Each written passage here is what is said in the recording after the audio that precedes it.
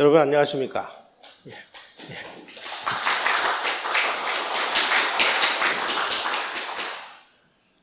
박수를 쳐주시니까 힘이 더 납니다. 지난 시간에 김구 선생이 말씀드렸는데, 우리가 특히 근대사, 현대사를 이렇게 공부하다 보면 우리가 그냥 상식으로 알고 있는 내용과 역사적 사실이 왜 이렇게 많이 다를까 하고, 아마 이 유튜브 방송을 보시는 분들도 좀 당혹스러우실 때가 많을 것 같아요. 그런데 이제 그게 어떻게 된 거냐. 지금까지 뭐 한 30년, 40년 이상 일종의 민족주의적인 광풍이 우리 사회를 휩쓸었습니다. 특히 김영삼 대통령이 출범을 하면서 민족 우선 어떠한 동맹국보다 민족이 우선한다.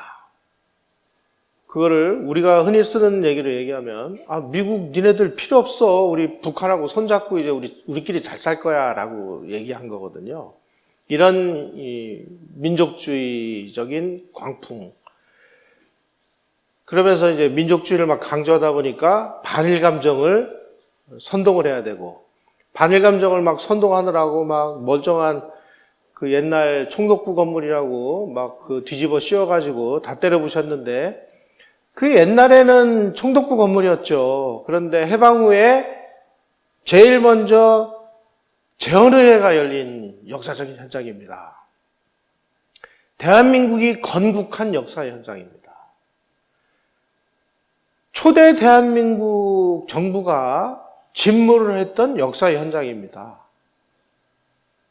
그리고 건물이 좀 낡아가지고 1980년 전두환 시절에 돈을 또 몇백억을 들여가지고 이 건물을 국립중앙박물관으로 대대적으로 개보수를 했습니다. 그래서 멀쩡하게 국립중앙박물관으로 기능하고 있는 건물을 이거 옛날 총독부 건물이야 라고 선동을 해가지고 테러를 하듯이 없애버렸습니다. 그러면서 이제 반일 감정을 증폭시키기 위해서 멀쩡한 쇠말뚝을 막 뽑지를 않나. 여러분 기억하실지 모르겠네요. 남산 외인 아파트라고 있죠. 그거 막 폭파 철거하는 장면을 막 그냥 공영방송이 막 전 세계에다 중계를 하지를 않나. 그때서부터 일본하고의 그런 악감정 이런 것들이 지금 쌓이고 쌓여서 여기까지 온 거죠. 그 이면에서는 우리 한민족의 위대성을 막 부각시키기 위해서 있는 역사, 없는 역사를 막 날조해가지고 일본이 저지르지도 않은 걸 다 막 일본의 만행으로 막 뒤집어 씌우고 하느라고 우리 지금 이 근대사, 현대사가 좀 엉망진창에 민족주의가 한 발 더 나가면 이게 국수주의가 되고 이게 파시즘이 되는 겁니다. 지금 그런 상태까지 와 있어요. 뜻 있는 학자들하고 우리 근대사, 현대사를 공부하다 보면, 이거 이래가지고 되겠냐, 이거. 아마 이 방송을 보시는 분들도, 이거 우리 학교에서 배운 거하고 왜 이렇게 다르지, 이거? 응? 큰일 났네. 이거 우리 애들이 보면 학교에서 배우는 거하고 다르니까, 지금 여기서 얘기하는 걸로 공부하면 학교에서 시험 치면 이거 다 틀릴 텐데 말이야. 이거 어떡하면 좋지, 이런 멘붕 상황이 벌어진 거예요. 그래서 제가 이거를 그만둬야 되나, 이거 하도 잘한다는 사람 없고 그냥 이상한 소리만 하고 그래서 저도 요즘 굉장히 좀 인생이 좀 즐겁지가 않습니다. 술 먹으면 속만 쓰리고요.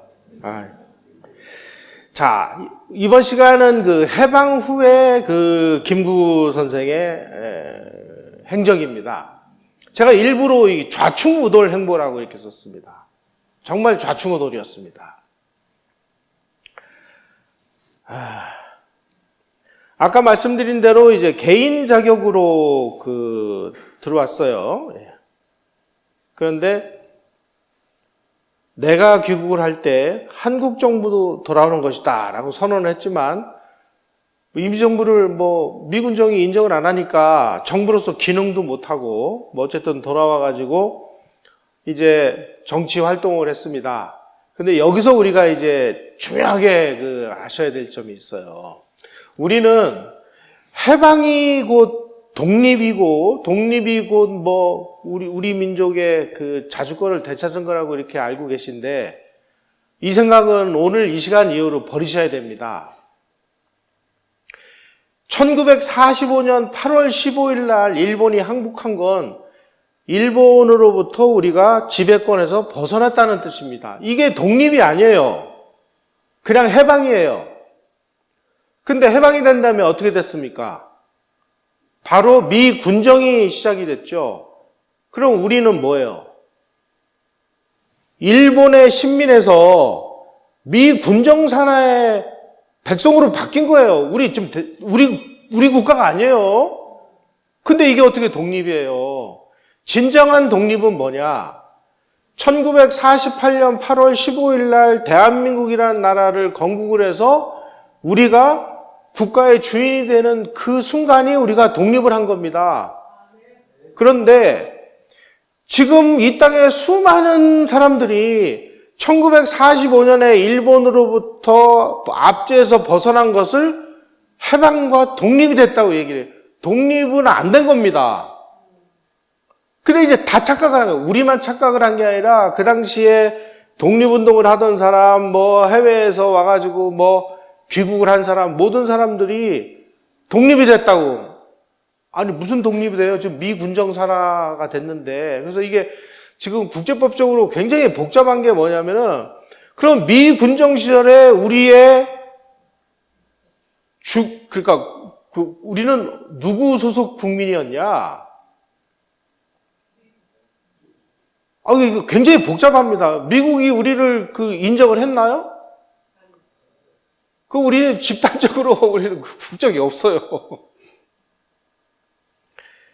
이런 복잡한 상황에서 이제 빨리 우리가 정부를 수립을 해서 정부가 국민이 주인인, 대한민국 건국헌법 제1장에 대한민국은 민주공화국이고, 국민이 주인이고, 이런 상황이 돼야 되는데, 그게 안 되니까 나라를 세워야 되는데, 그 당시에 귀국을 한 사람들은 다 이제 내가 주인이 돼야지. 내가 이제 정치적인 영향력을 행사해야 되지. 이런 생각을 가지고 온 거예요. 자, 그 당시 국내에서 그야말로 어디 외국도 안 나가고, 만주에서 독립운동 한 것도 아니고, 미국에 가서 외교 독립운동 한 것도 아닌 사람들은 국내 남아가지고, 열심히 학교 짓고, 신문사 만들고 그래가지고, 애국 계모 운동을 했죠. 그런 사람들도 독립운동을 한 겁니다. 이분들이 이제 한민당이라는 걸 만들었어요. 이분들이 이제 이승만 박사도 귀국을 하고, 김구 선생도 귀국을 하고, 만주에서 하던 사람들도 귀국을 하고 그러니까, 이제 앞으로 이 판에서 제일 먼저 첫 번째는 이승만 박사가 누가 뭐라 그래도 이분이 최고 지도자니까 이분이 이제 먼저 대통령을 하시고 그 다음에 이제 김구 선생이 두 번째로 하는 게 맞지 않느냐 그랬는데 김구와 그 추종자들은 그게 아니었습니다. 김구가 먼저 해야지 라고 생각을 해서 끝없이 이때서부터 또 분란과 갈등, 대립이 시작이 됩니다. 1945년 8월 15일 이전까지 일본이 통치를 하면서 첫째, 우리는 일본 사람이죠. 우리 이제 대한제국이라는 게 없어졌으니까 우리는 태어나면은 일본 국적을 부여받습니다. 그런데 일본 사람하고 똑같다고 내선일체라고 그러면서 첫째, 투표권을 안 줬습니다. 두 번째, 어디에 국회의원이나 뭔가 이 부분에서 당선될 수 있는 피선거권도 안 줬어요. 그러다가 이제 일본이라는 뚜껑이 날아가니까 이제 너도 나도 와가지고 나도 정치, 너도 정치, 조선시대판 붕당 정치가 벌어져가지고 자고 일어나면 정당이 생기고 해가지고 정당이 360개가 됐습니다.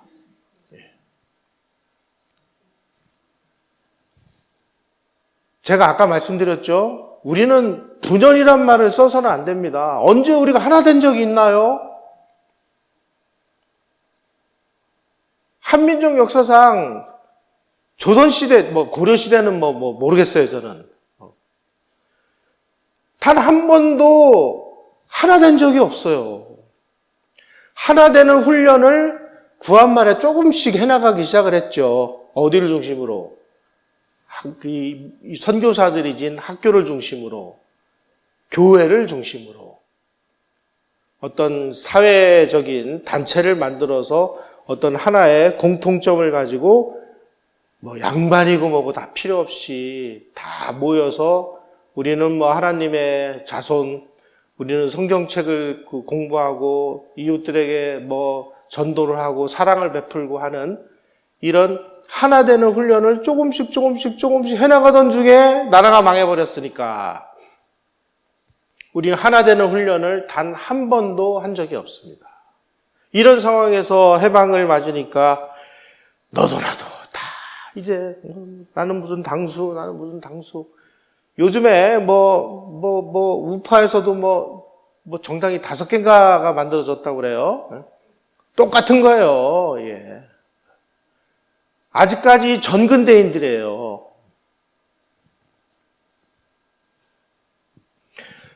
김구 선생은 이 세상 돌아가는 게 어떻게 돌아가는지를 모릅니다.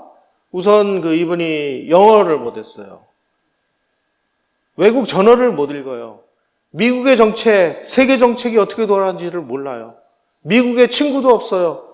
이승만 대통령은 조지 워싱턴 대학, 하버드 대학, 프린스턴 대학, 미국의 최고의 엘리트들이 가는 그 학교의 출신이기 때문에 자기랑 같이 동문수학했던 사람들이 전부 미국 정부에 가서 고관대장을 하고 있고 유엔에 가서 일하고 언론사에 가서 일하고 정당에 가서 일하고 그러니까 야 한국 좀 도와줘 그러면 한국을 도와줄 수 있는 인맥이 만들어지는데 김구 선생은 없어요.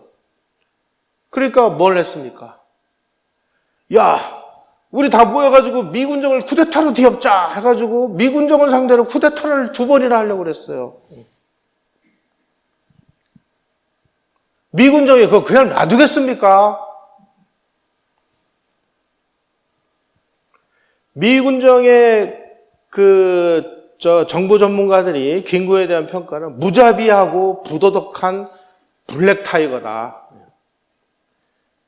블랙타이거라는 건 뭐예요? 난폭하다는 겁니다. 해방 이전에 임시정부에서 경무국장을 하면서 많은 사람들을 암살을 했습니다. 해방 후에도 마찬가지였어요. 1945년 12월에 송진우가 암살이 됩니다. 이 아주 민족주의 진영에서 굉장히 중요한 재원이었는데 장덕수가 암살됐습니다. 다 김구를 의심했습니다.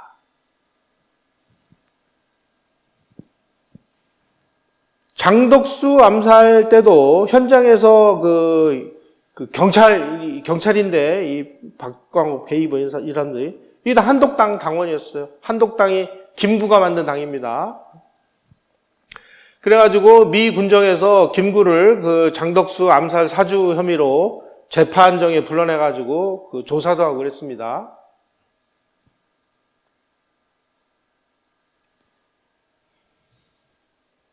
이분이 송진우인데 참 아까운 인물입니다. 우파가 우파 사람을 암살한 겁니다. 장덕수도 우파가 우파 사람을 암살한 거예요.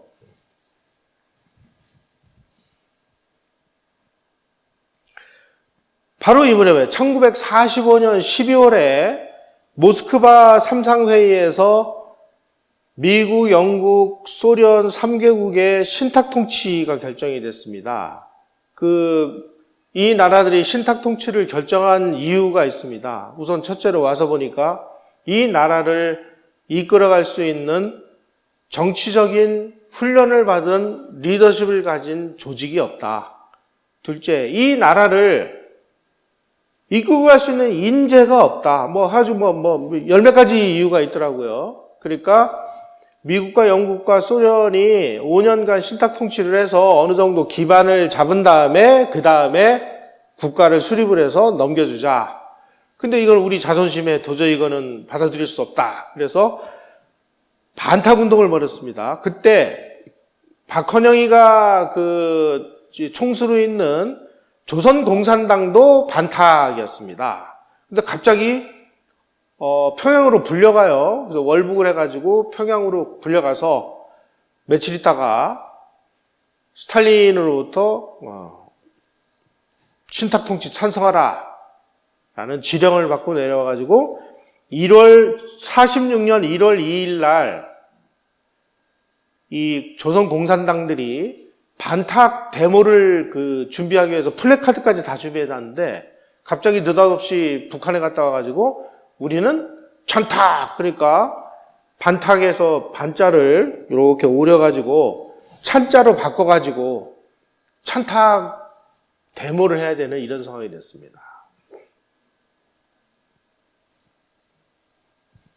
이때서부터 이 남한 사회는 찬탁 진영은 좌익과 공산주의자들입니다. 반탁 진영은 민족주의와 우익 진영입니다. 그래서 쫙 홍해가 바닷물이 갈리듯이 갈라져 버렸습니다.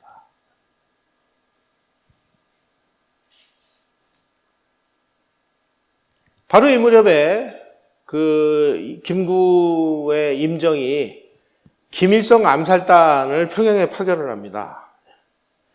그래서 그때 이제 124 결사대들이 평양으로 가서 김일성이가 연설을 한 3.1절 기념식이 평양에서 열렸는데 거기서 김일성이 연설했는데 그 연설하는 연단에다가 수류탄을 집어던졌는데 바로 이때 김일성은 소련군 대위였고요. 그리고 소련이 옹립을 한 지도자잖아요. 그러니까 김일성의 경호부대도 소련군이 경호를 하고 있었습니다. 그 소련군 경호 장교가 자기 발밑에 수류탄이 떨어지니까 그걸 집어가지고 던지는 순간 터져가지고 이 사람 오른손이 날아가고 막 결국 이제 실패를 해요.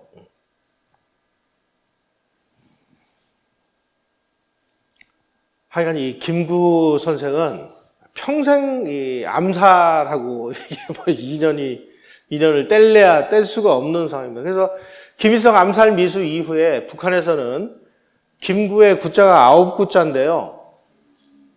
요거를 개구자로 바꿔가지고 김구 이렇게 바꿔서 표기를 했다는 기록이 있습니다.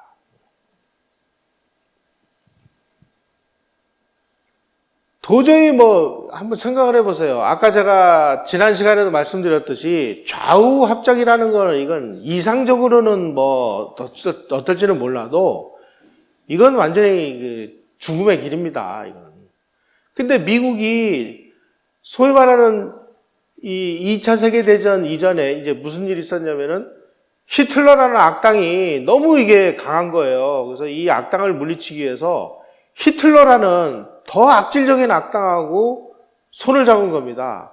이 국제사회에서는 적이고 동지구가 없습니다. 그냥 국익에 도움이 된다면은 악마하고도 손을 잡는 게 국제사회니까. 그래서 그 당시에 미국이 소련하고 히틀러를 물리치기 위해서 군사동맹을 맺은 것을 악을 물리치기 위해서 거악과 손을 잡았다 이렇게 얘기를 하는데, 그러다 보니까 자본주의의 종주국인 미국과 공산주의의 종주국인 소련이 동맹국이 된 거예요.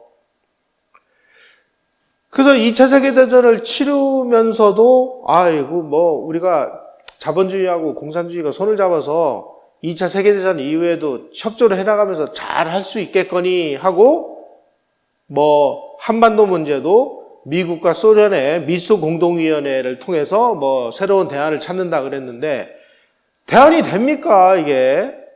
그래가지고 덕숭에서 열린 미소공동위원회 1차, 2차가 전부 다 결렬이 되고 얘기가 안 되는 거죠. 좌우합작이 말이 됩니까? 그러니까 헤매고 있을 때 이승만이라는 사람이 거 봐라 내가 뭐라고 얘기했냐, 좌우합작은 안 된다고 내가 얘기했잖아. 미소공동위원회 이거는 좌우합작 하자는 거나 마찬가지인데 이게 되겠냐? 그러지 말고 한국 문제를 유엔으로 가져가서 유엔이 그 감시하에 유엔 주도하에 정부를 구성하게 하라. 제일 먼저 이승만 박사가 제안을 했는데 미국이 그 안을 받아서 안 되겠다. 이승만 저 친구 말이 맞구나. 한국 문제 유엔으로 상정하자. 그래서 47년도에 9월 17일 날 미국이 한국 문제를 유엔으로 이관을 합니다. 그래서 미소 공동위원회는 폐기시켜버리고 유엔 총회를 통해서 이제 그 한반도에다가 통일정부를 수립하자. 그래가지고 유엔 한국 임시위원단이라는 것을 보냈는데 남한에서 다 조사를 해보니까 남한에서는 유엔 감시하에 선거가 가능하다. 북한 가서 조사하려고 했더니 소련이 거부를 하죠. 그래서 북한 지역으로 유엔 한국 임시위원단이 못 들어갑니다. 이때 이미 통일정부 구성은 끝난 겁니다. 대한민국 한반도에서 통일정부 수립을 할 수 있는 마지막 기회는 유엔 한국임시위원단이 북한으로 가서 북한에서도 유엔 감시하에 총선거를 치러서 통일정부를 수립하는 거였는데 소련이 거부를 함으로 인해서 유엔 한국임시위원단이 이거 좀 소련이 거부를 해서 우리가 북한 지역에 못 들어가는데 그럼 유엔이 우리가 어떻게 좋은지 훈령을 주십시오. 그랬더니 유엔이 다시 소총회를 열어서 그러면 유엔 감시가 가능한 지역에서만이라도 선거를 해서 정부를 빨리 구성을 하자. 그래서 유엔 총회 결의에 의해서 5월 10일 재헌의원 선거가 이루어진 거죠. 김구도 이때까지만 해도 유엔 감시하의 총선거에 의해서 대한민국 정부를 구성한다는 데 대해서 찬성을 했습니다. 바로 이 무렵에 또 이 장덕수 암살 사건이 벌어져요. 알고 보니까 김구계열에서 죽인 게 분명하다. 그래가지고 미군 검찰이 김구가 관련되어 있다고 그래가지고 김구를 막 소환해서 조사를 하고 이런 난리가 벌어집니다. 그 당시 전문가들이 이 장덕수 암살에 대해서 굉장히 좀 아쉬워하고 있습니다. 이 장덕수라는 사람이 굉장한 식견을 가지고 있는 사람이어가지고요. 이승만과 김구 세력을 중지하는 데 있어서 탁월한 그 능력을 발휘했고, 또 우리 그 우익 진영과 미군정이 좌우합작 문제로 굉장한 그 갈등 관계에 있었는데 이 관계도 굉장히 노력을 해서 그 원만하게 이 타협을 이루어 나가던 사람인데 이 사람을 김구 선생님 뭐 때문에 이랬는지 암살해버리고 나니까 이승만과 김구를 합칠 수 있는 중간에 윤활유가 사라져버린 겁니다. 결국 이승만과 김구 세력 사이에 이 깊은 골이 패인 거는 장덕수 암살 때문이다. 이때서부터 이제 이 김구라는 사람의 좌충우돌 행보가 정신없이 시작이 됩니다. 분명히 김구라는 사람이 1948년 1월 중순까지만 해도 유엔 감시하의 총선거에 우리는 찬성을 한다. 그런데 느닷없이 그로부터 며칠도 안 돼서 2월 10일 날 대한민국 건국을 반대를 하는 그 유명한 연설을 해요. 통일조국을 건설하려다가 38선을 베고 쓰러질지언정 일신의 구차한 안위를 취하기 위해 단독정부 세우는 데 협력하지 않겠다. 여러분, 이 연설문이 교과서에까지 실렸었습니다. 그러면 교과서에 나는 통일정부를 구성하기 위해서 북한하고 내가 좌우합작을 해서라도 통일정부를 구성하겠다. 이게 옳은 길이다. 그러니 전 국민, 전 학생들에게 가르쳐야 된다. 그래가지고 학교에서도 가르쳤어요. 나중에 알고 보니까 1월 중순까지 유엔 감시하에 총선에 찬성했던 사람이 느닷없이 한 달도 안 돼가지고 건국 반대하는 완전히 그 정반대의 길을 걸은 이유가 뭐냐? 북한 간첩에게 포섭됐다는 거 아니에요. 여러분 학교에서 김구가 성시백이라는 간첩에게 포섭돼 가지고 이런 일을 했습니다라고 가르칩니까? 그냥 아주 통일정부 수립이라는 원대한 이상을 세우기 위해서 가시밭길에 고난의 길을 걸으셨다 이렇게 가르쳐요. 고난의 밭길이라니요. 간첩한테 노란한 겁니다, 이게. 그 사실이 어떻게 밝혀졌느냐? 북한 노동신문을 통해서 밝혀졌습니다. 증거원을 제가 보여드릴게요, 나중에. 자, 갑자기 느닷없이 김구가 이제 그 재헌의원 선거를 반대를 하고 나오니까 이승만 박사가 이 선거를 반대하는 사람들이 단독 정부란을 여론을 만들어서 인심을 현혹하고 있는데 그러면 이 사람들은 총선하지 말고 그냥 가만히 앉아있다가 공산화 하라는 얘기냐. 지금 우리 나라가 안 세워지면 우리 공산화 된다. 그래 빨리 반쪽이라도 정부를 세워서 우리의 목소리를 내서 어떻게 하든지 이 나라가 공산화되는 걸 막아야 되는 거 아니냐.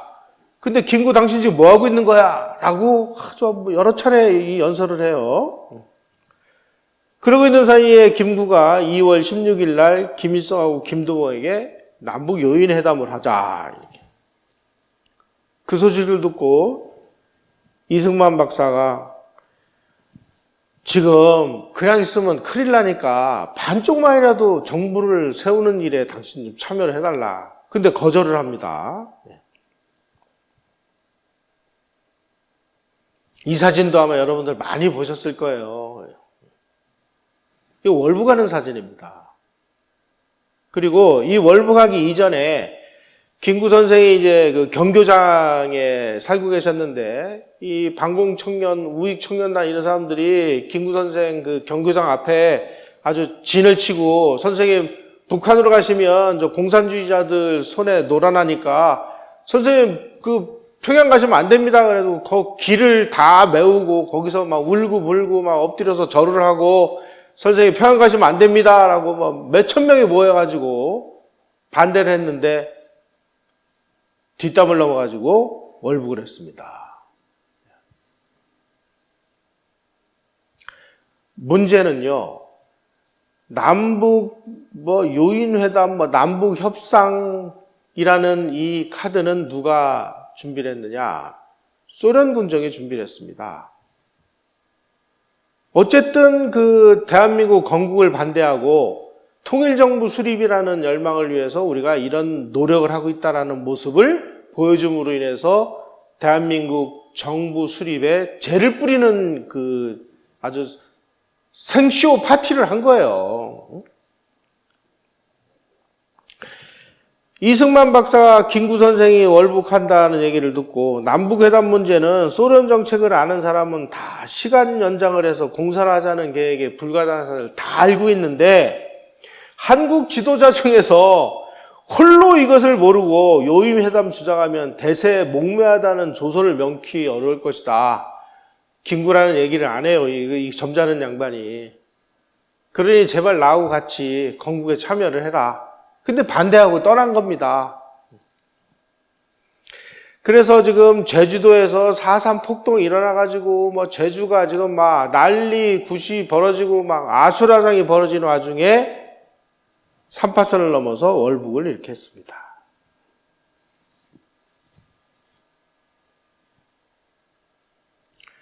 이 남북협상의 프로그램을 다 짠 인간이 여기 동그라미 쳐 있는 요 레베데프라는 인간입니다. 소련 군정 정치사령관, 부사령관인데, 민정사령관이라고 하는 사람인데, 레베데프라는 사람이 하여간 초청 대상자에서부터 누구누구가 무슨 발언을 하고, 김구가 만약에 회의장에서 말을 안 들으면 어떻게 해라, 이런 것까지 다 정해졌습니다.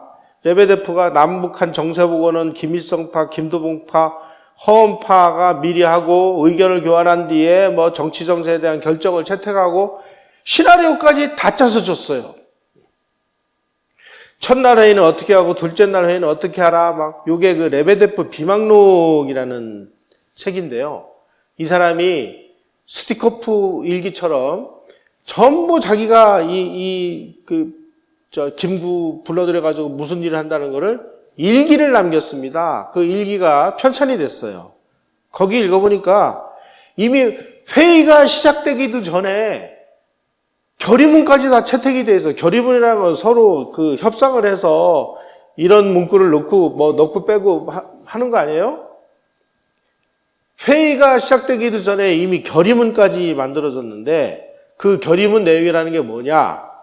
스탈린이 4월 12일 날, 야, 앞으로 그 남북회의 회담을 한다며, 회담하면 결의문을 이렇게 발표해야 하고 스탈린이 지령을 내려준 지령문을 토시 한자까지 그대로 베껴 쓴 거예요. 그러니까 소련한테 완전히 그냥 놀아난 채 바보짓만 하다가 온 거예요. 바로 이 두 사람이 이 소위 말하는 그 북한을 좌지우지했던 이 정치 사령관과 이 민정장관이라는 사람인데, 스티코프하고 레베데프인데, 김구와 그의 측근들이 회의를 파탄시키고 퇴장하면 나가라라고 하면서 그들을 미국 간첩으로 몰아라. 그리고 회의는 계속한다. 김구와 대화를 계속한다. 그들이 소란을 피우면 이 대회는 총선을 반대하는 것인데 왜 퇴장하느냐고 몰아붙여라. 이런 식으로 다 지령까지 내려주고, 뭐 심지어 연설을 할 때 연설문 여기에서 박수를 쳐라, 여기에서는 기립박수를 쳐라 하는 것까지 다 지시를 했다는 거 아닙니까?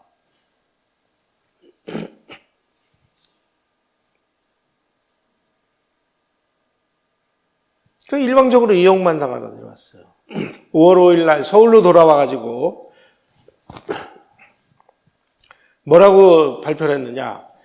북조선 당국자는 압록강 수령발전소에서 전력 송전을 끊지 않을 것이다. 그 당시 남한에 전기가 모자라가지고요, 북한의 압록강에 있는 수풍발전소로부터 전기를 받았었습니다. 물론 전기를 공짜로 받았을 게 아닙니다. 전부 그 미군정이 전기값을 북한에 줬습니다.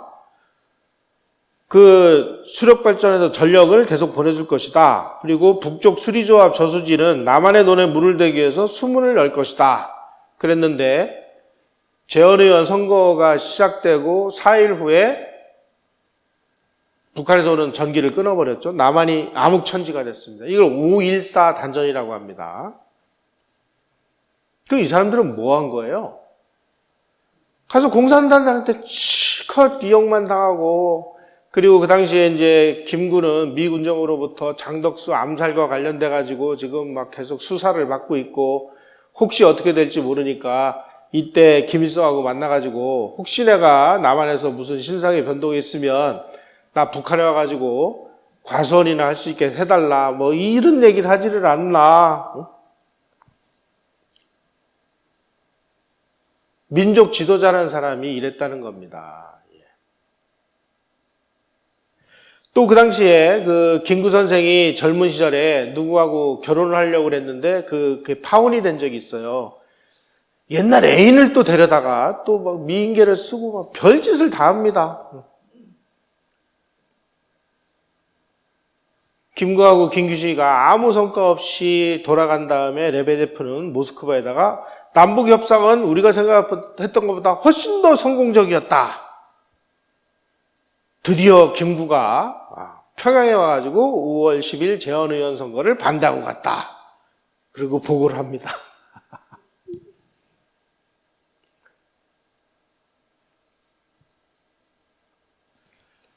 그 김구가 왜 그랬느냐, 왜?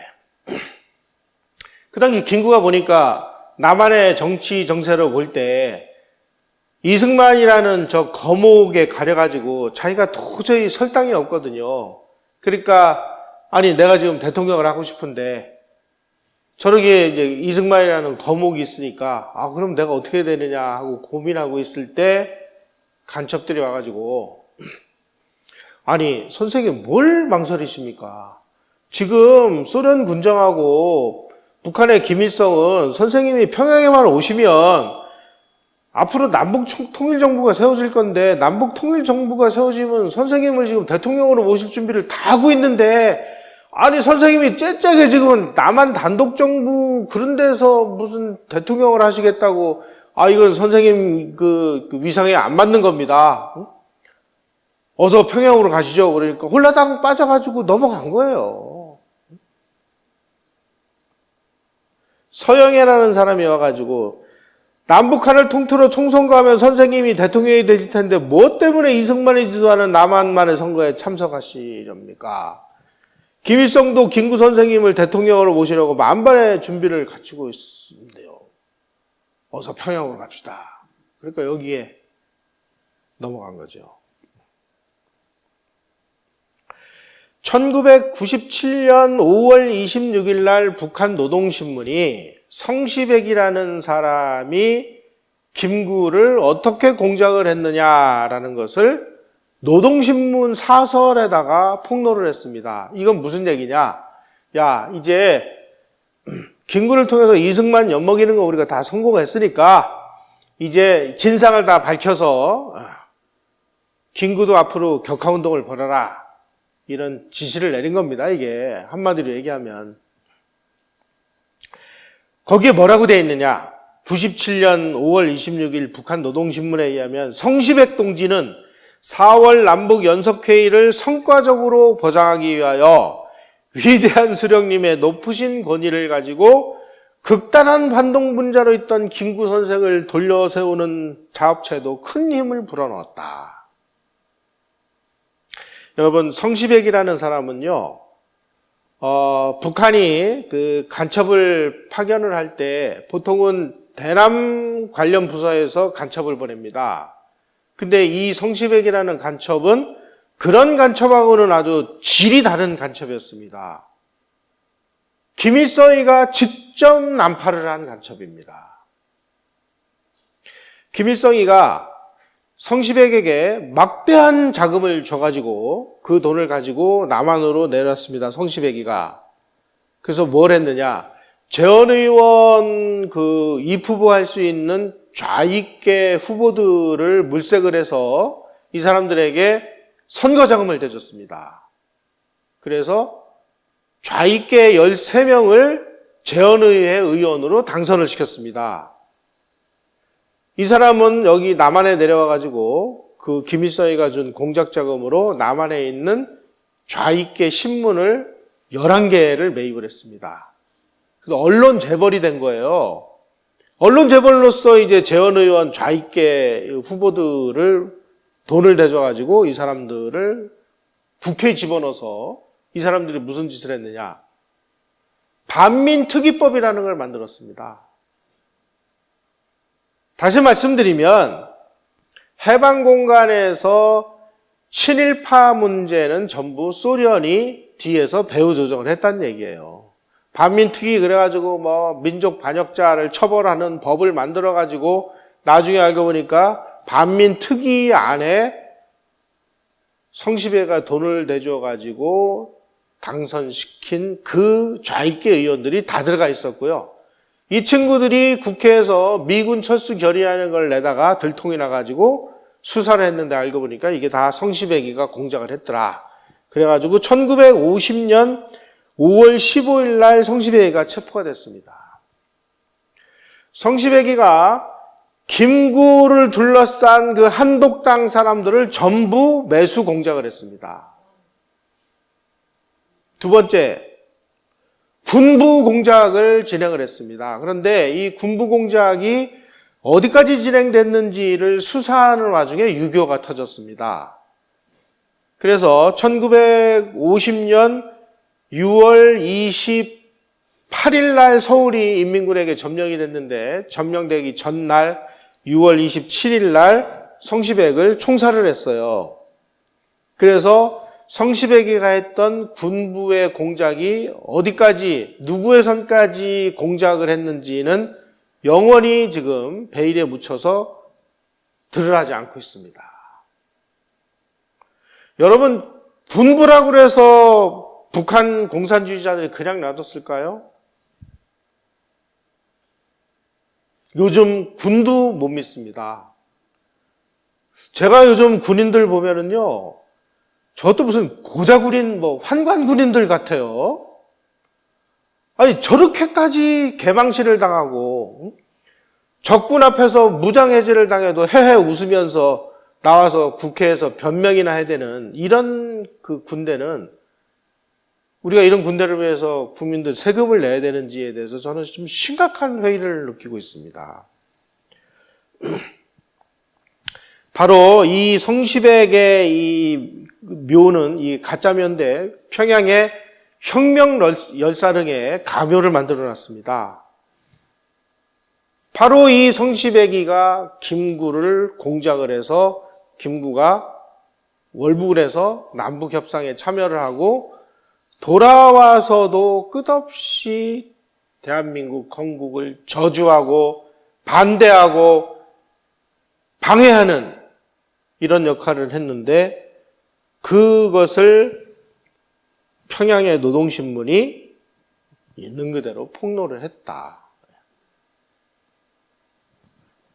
그 전까지는 계속 설로만 떠돌았는데 자기네들이 다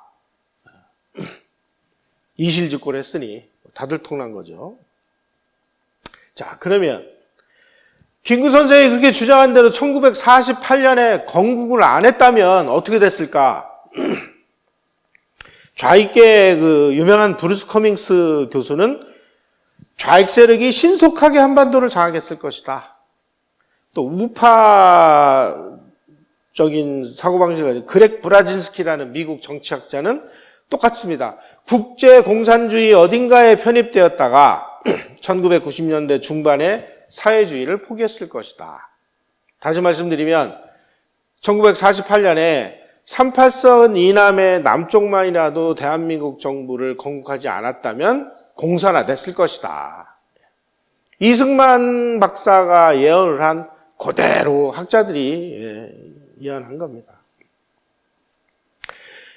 김구가 주장한 대로 보면 그 시절에 남북 통일이 그럼 과연 가능했겠느냐? 남북 통일정부 수립이 가능한 방법은 한 가지밖에 없었다.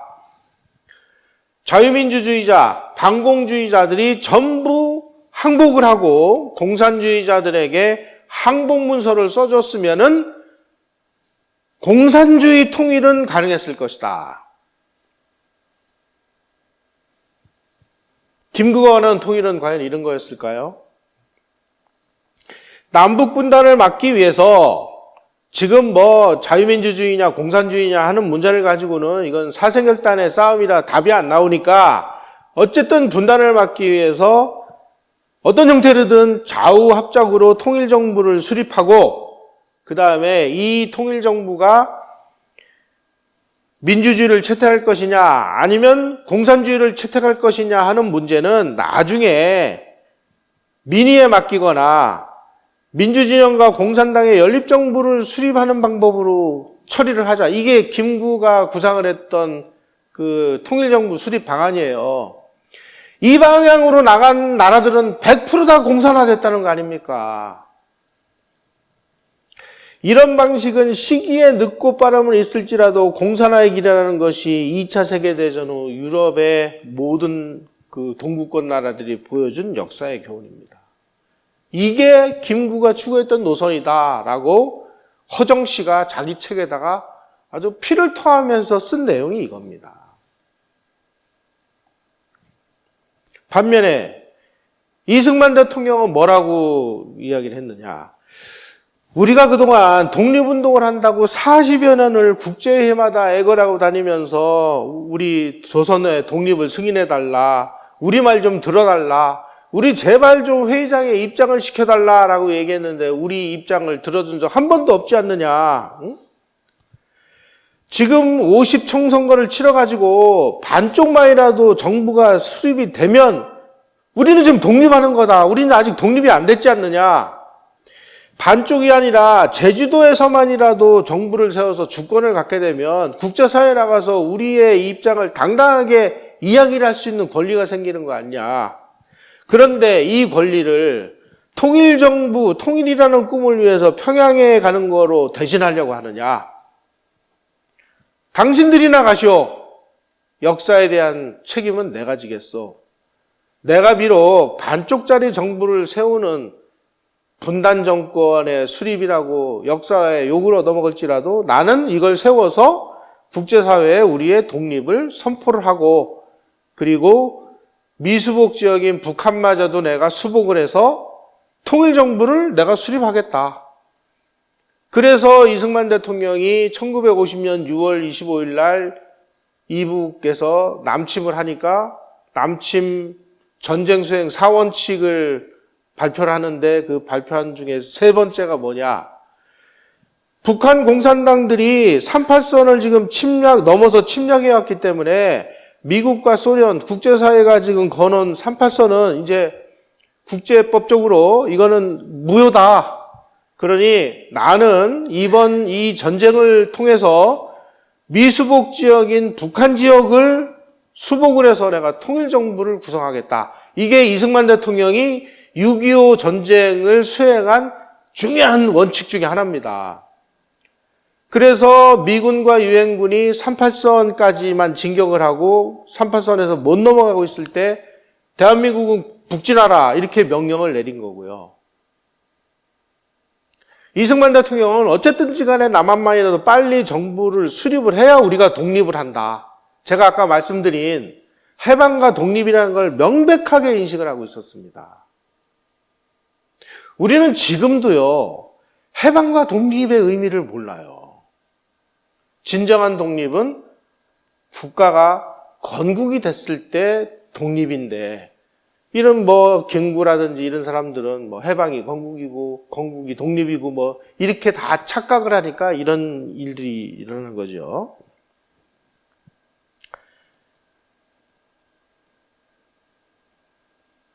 진짜 김구는 해방과 독립의 이 진정한 의미를 저는 몰랐던 것 같아요.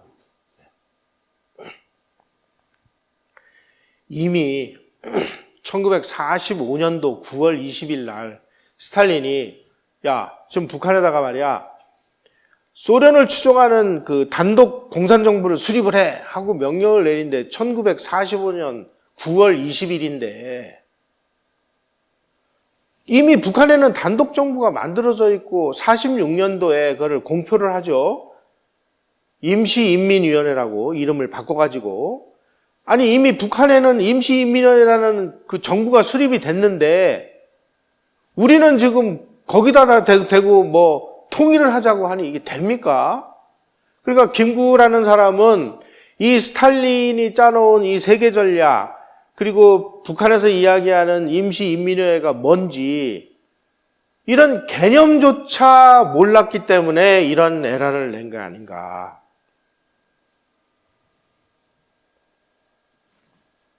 자, 또 한 가지 충격적인 내용이 있습니다.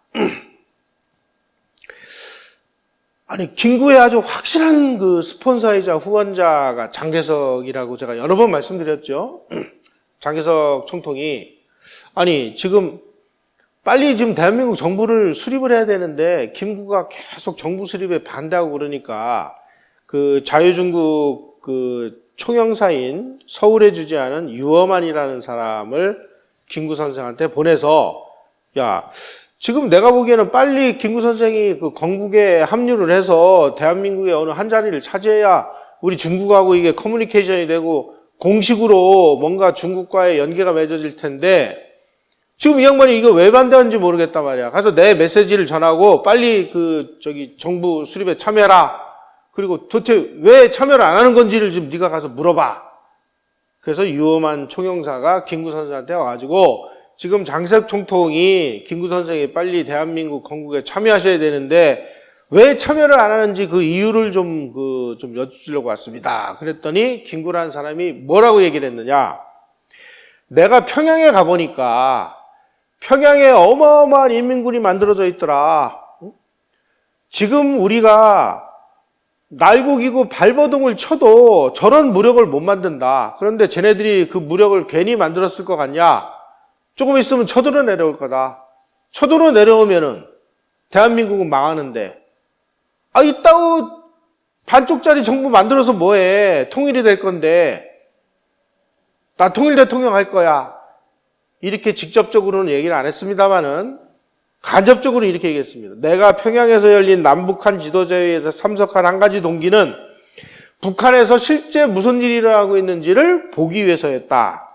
가서 보니까 공산주의자들이 앞으로 3년간 조선인 붉은 군대 확장을 중지하고 그 사이에 남한이 전력을 다해서 군대를 양성해도 공산군의 현재 병력만한 군대를 만들기는 불가능하다. 러시아인들이 손쉽게 남쪽을 기습할 것이며 당장 남한의 인민공화국이 선포될 것이다. 그런데 대한민국 건국하면 뭐해? 내가 이거 참여하면 뭐해? 인민공화국 선포하면 나 대통령 될 건데.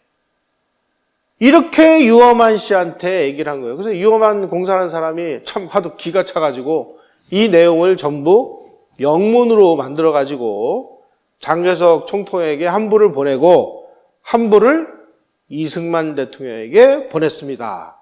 그래서 이 영어 원문이 이화장에 지금 걸려 있어요.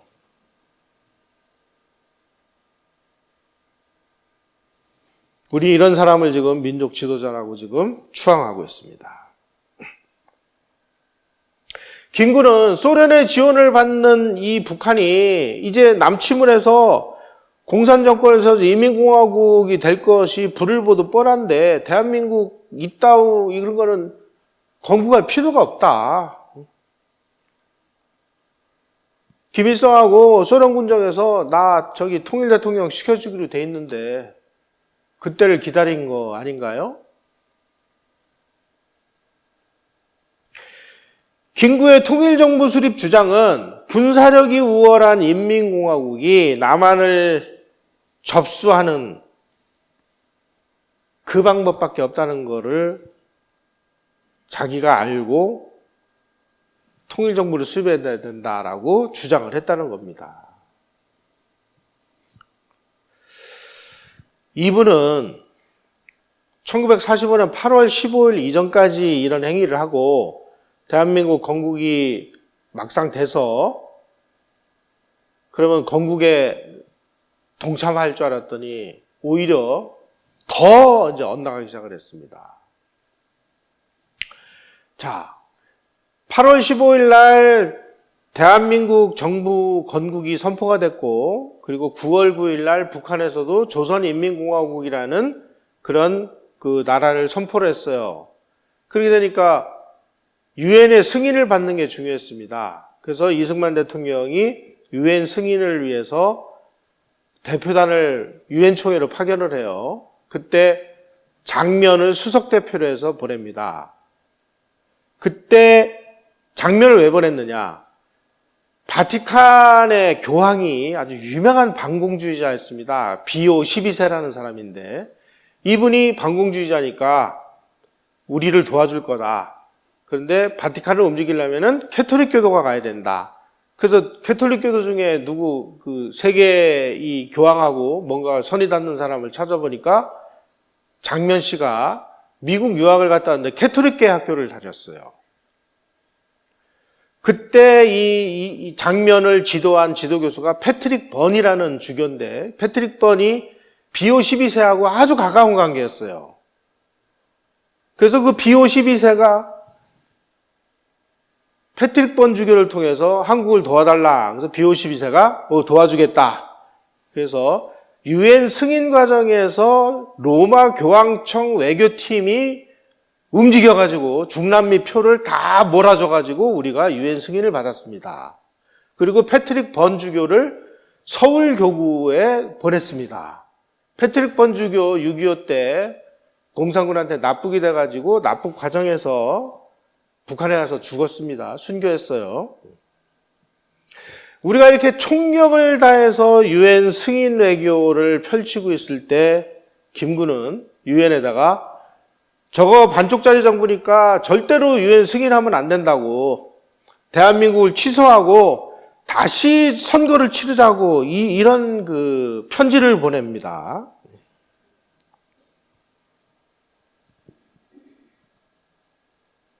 이 존 메리라는 사람은 그 해방공간에서 미국 대사관에 근무했던 사람인데 이분이 나중에 학자가 돼서 아주 유명한 책을 많이 썼습니다. 이분이 김구를 뭐라고 평가했느냐.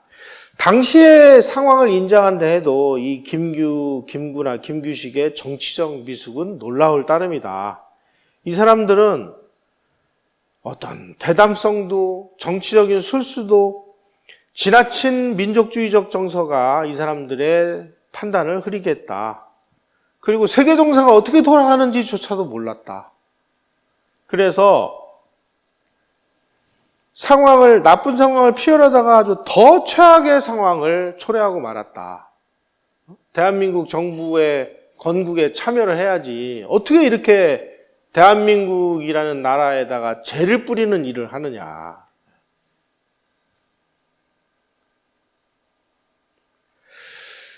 이승만이라는 사람과 김구라는 사람의 차이는, 김구는 이상론자였다면 이승만 대통령은 냉철한 현실주의자였습니다. 우리의 소망은 통일정부 수립에 있는 게 아니라 민주적인 통일정부 수립이어야 된다. 김구는 통일정부 수립이 돼 인민민주주의건 파쇼주의건 프롤레타리아 독재건 그런 건 필요 없이 통일만 되면 되는 거 아니냐라는 생각을 했다는 것입니다. 결국 우파의 젊은 청년들이 김구 선생이 저 간첩들에게 놀아나는 꼴을 보다 못해서 1949년 6월 26일 날 안두희가 12시 무렵에 경교장에 나타나가지고 총탄을 쏴가지고 김구 선생을 암살했는데, 요 사진에 요게 그 당시 그 안두희가 쏜 권총 탄알이 경교장 그 문을 뚫고 나간 겁니다. 이게 그 당시 김구 선생이 입고 계셨던 그 옷인데,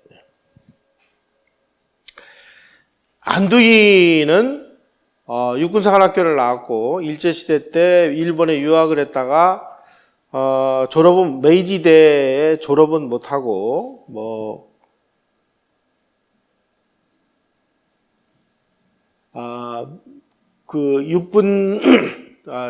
육군사관학교를 나와가지고 활동을 했는데, 이 친구가 아까 제가 말씀드린 그 김구 선생이 백이사 결사대를 그 평양으로 보내서 김일성 암살한 그 백이사의 그 단원이었습니다.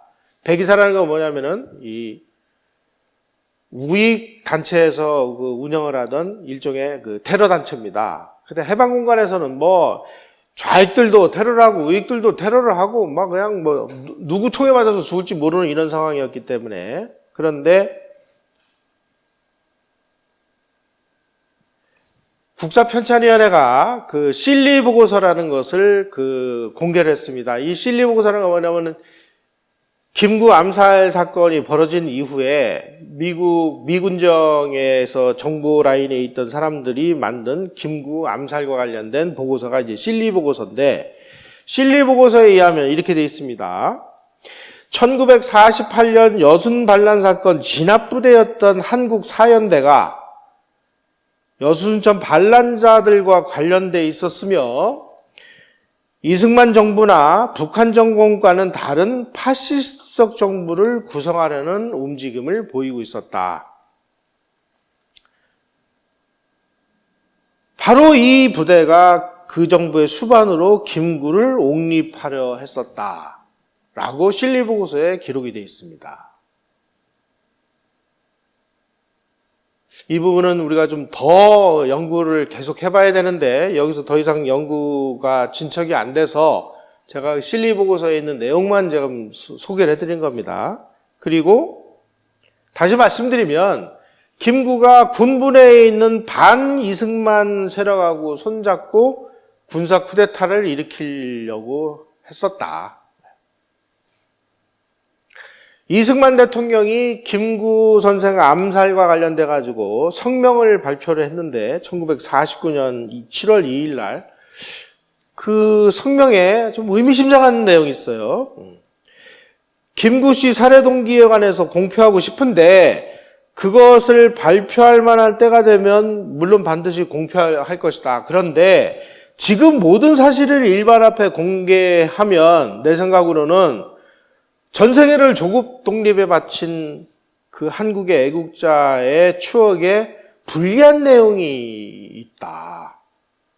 그 불리한 내용이 뭘까요? 앞에 있는 이런 것하고 뭐 연관이 돼 있는 거 아닌가요? 그래서 이 김구 암살과 관련해서도 좀 뭐 아직까지 지금 뭐 연구해야 될 게 너무나 많습니다. 해방 공간에서 우리 군부의 움직임이라든지 여순선 반란 사건 부대와 그 부대를 진압을 하러 갔던 부대 중에 일부가 김구하고 손잡고 이승만 정부를 뭐 뒤엎으려고 한 쿠데타 움직임이 있었던 건 아닌지, 그리고 우리 군부가 1960년 4.19가 일어났을 때 이승만 대통령이 계엄령을 선포를 했는데 계엄령을 내려가지고 출동한 이 부대가 시민과 이승만 정부 사이에서 중립을 지켰습니다. 그래서 해방 공간에서 이 우리 군부의 움직임에 대해서도 우리가 조금 더 깊이 좀 연구를 해야 될 것 같고요. 또 한 가지.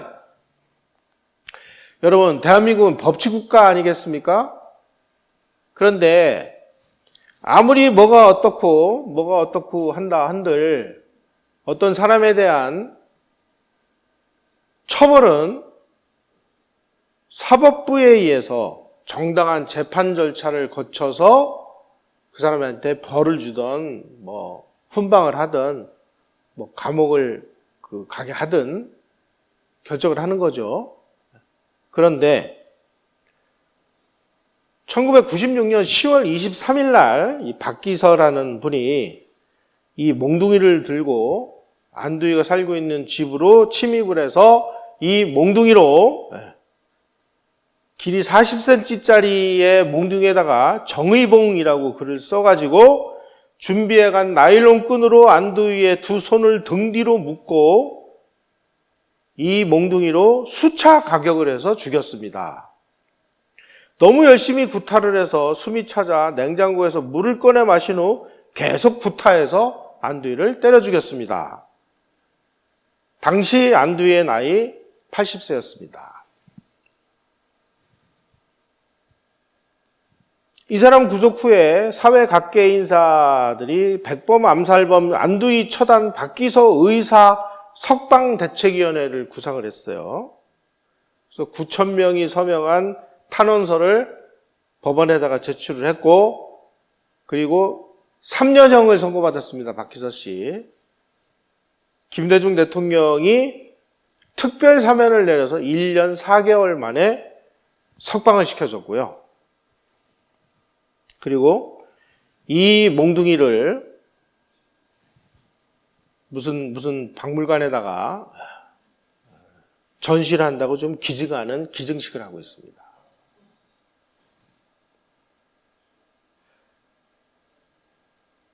자, 지금까지 여러분들이 김구라는 한 인물에 대한 역사적 사실을 이제 배우셨습니다. 공부를 하셨습니다. 그러면 이런 분을 누가 영웅으로 만들었을까요? 참 착잡합니다마는 박정희 정부가 영웅으로 만들어졌습니다. 5.16 이후에 박정희 군사정권이 충무공 이순신과 함께 김구를 민족의 영웅으로 만드는 사업을 열심히 벌였습니다. 남산에다가 백범 김구광장을 조성을 하고 1962년 김구 선생에게 건국 공로훈장을 수여를 하고, 그리고 김구 선생의 차남 김신 장군 대한민국 공군 참모총장으로 5.16에 참여를 했습니다. 이분을 대만 대사로 보내서 8년간 재임을 시켰습니다.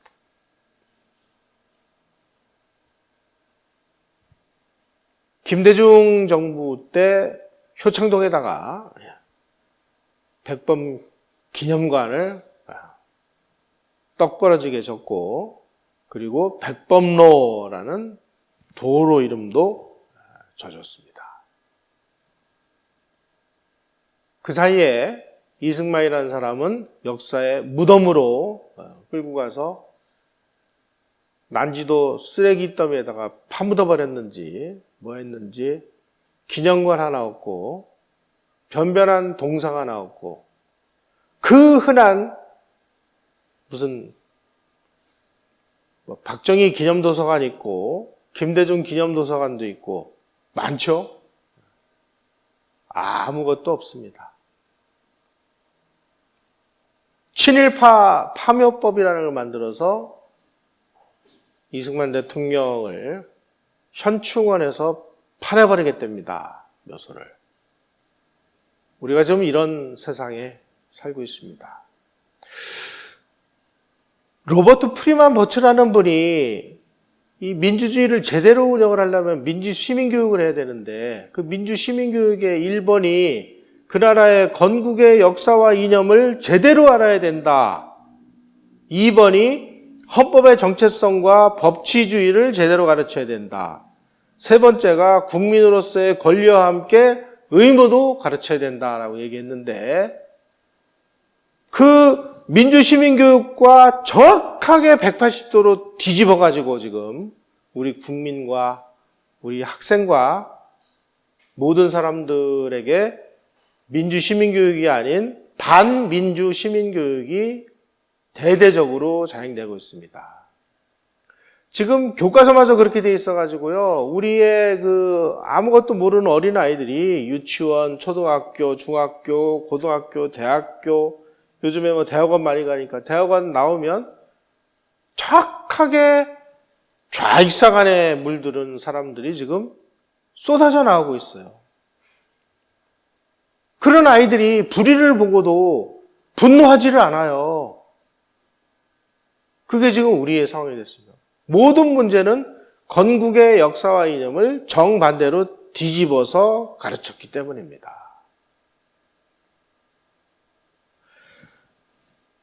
아무리 그 사람이 미워도 사법부를 통하지 않은 개인이 가서 이런 식으로 80 먹은 노인네를 몽둥이로 때려 죽이는 나라, 그런 나라들이 의사가 되는 나라, 그런 사람들을 특별 사면을 해주는 나라, 이런 나라가 오래 자유민주 질서를 향유할 수 있을까요? 참 무거운 마음을 가지고 우리 역사를 한번 제대로 돌아보시기를 바랍니다. 오늘 강의 교수를 마치겠습니다.